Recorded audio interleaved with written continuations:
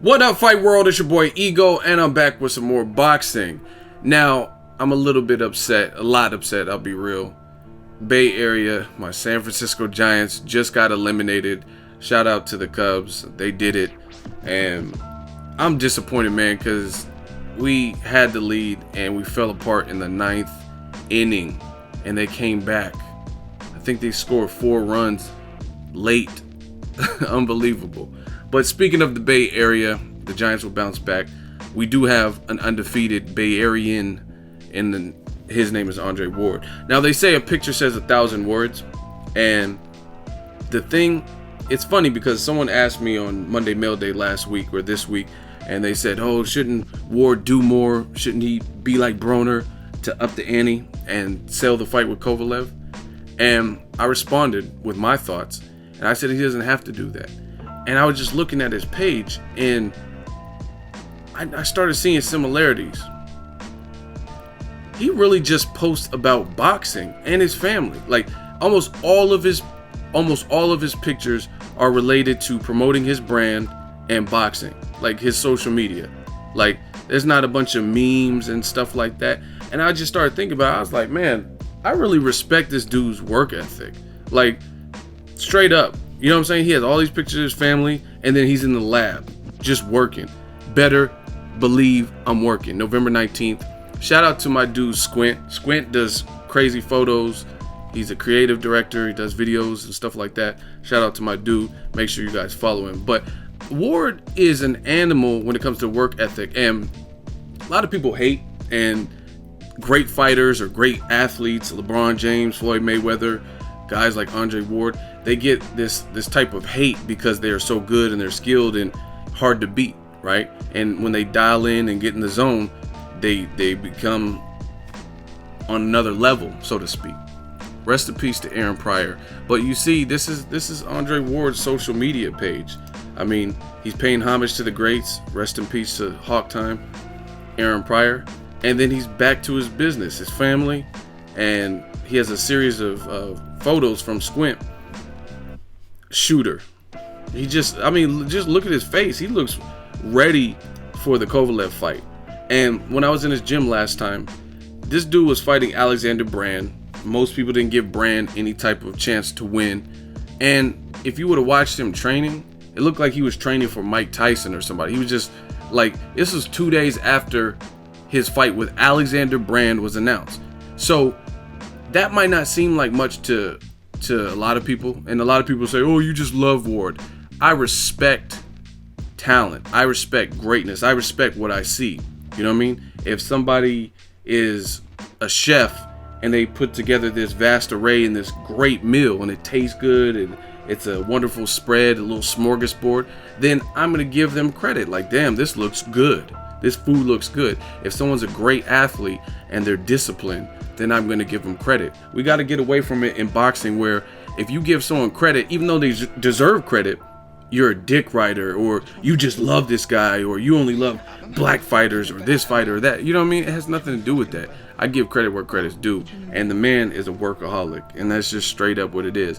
It's not because I'm from the Bay Area, because technically my dad was in the military, so I'm from everywhere. I used to live in England. I was born in New Mexico, so it is what it is. I wasn't even born here. But I give credit where credit's due, and the dude, he just takes it to another level. And one thing I noticed, some people are going to say, oh, you're just hating or whatever, and I'll drop the 7 reasons video why Andre Ward, why I believe he beat Sergey Kovalev. Not saying it's a walk in the park, definitely not chumping Kovalev and saying he can't make it competitive or it's a runaway fight. It's a good fight, and I think that's why myself and everyone else is really looking forward to this. But one thing that I noticed is Ward has this demeanor ever since the fight has been announced. Like, this is just another day at the office. This doesn't really sound like it's the way he's treating it. Maybe he's putting on the front. I don't know. But when I've seen him on HBO or in the crowd for Canelo, and then, you know what I mean, they pull him with Jim Lampley and ask both of the guys, or when they're in the ring. I was at his last fight with Brand, and then Kovalev got in the ring. He's acting regular. He's not acting like, oh, I'm scared or this moment is too big. And I kid you not, I noticed Kovalev looked a little bit shook. There was an interview in between, I want to say the Canelo fight, and Jim Lampley had both of them right there, and Jim Lampley was asking him questions like, "What do you think of this man? Is he your toughest challenge?" And he was like, "Oh, yeah, certainly." Like he seemed a little bit spooked, like he knows what's at stake. I'm not saying he's scared or come fight night he's not going to try. I'm not saying that, but he looked a little bit worried. Andre Ward, from what I've seen, and this, you only can take this with a grain of salt, he just looks dialed in. And I think Ward, he does a lot for respect or lack of respect. You know what I mean? A lot of people don't respect him, and I think that just makes him work harder. And I was at one of his media days, I think Sullivan Barrera, and he just went off on this little mini tirade a cappella. There was no music in the gym, no AC, and he was just talking about how a lot of the writers have it out for him, but that's okay. He said, God bless him. It's not going to change me. Me and my family are strong. I'm strong mentally. I've been here. And he was just basically saying that it's not going to deter him from greatness. You know what I mean? They can do whatever they do, and as long as he acknowledges and recognizes where it's coming from and that he can't change them, then it is what it is. So I got to say, man, I'm really impressed with Ward's work ethic more than anything. You know what I mean? He really stays true to that. I mean, you could tell by, if any of you guys work out, I mean, his shirt's drenched. You can wring that shirt out with all the wet and the wet and sweat and all that in the water, because he's putting in the work in the gym. So I'm really looking forward to Kovalev versus Ward. Again, Kovalev is a great fighter. I think Kovalev can present problems and trouble.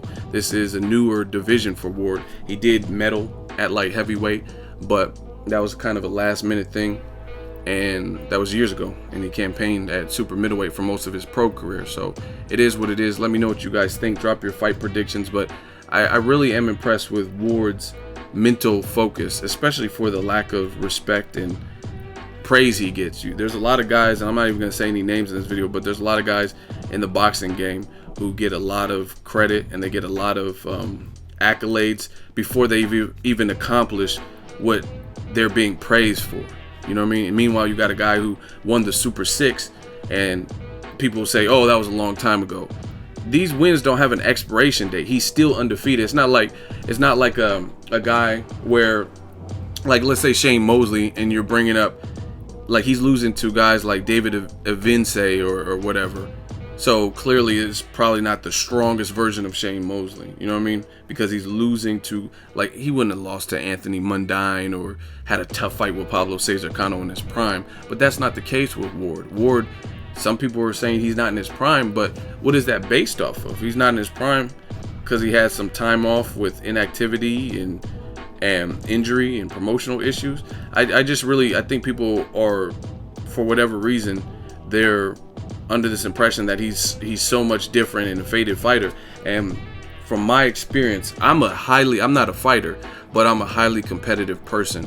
And one thing I do know is being a perfectionist, which I am, and it took me years to acknowledge that I'm a perfectionist. Just, I have certain things, certain quirks and OCD with certain things. Like when I was doing music and writing, I wanted it to be perfect, wanted it to sound perfect. When I was working on my boxing website, I had a vision, and I was like, man, and my website was actually done a year before it even came out. You know what I mean? But I just wanted it to be perfect, and that could be good and bad. But bottom line is, one thing I notice about a guy like Ward is he has that same, he's cut from that same cloth where he's competitive, right? And he always wants to silence the critics and push himself to the limit.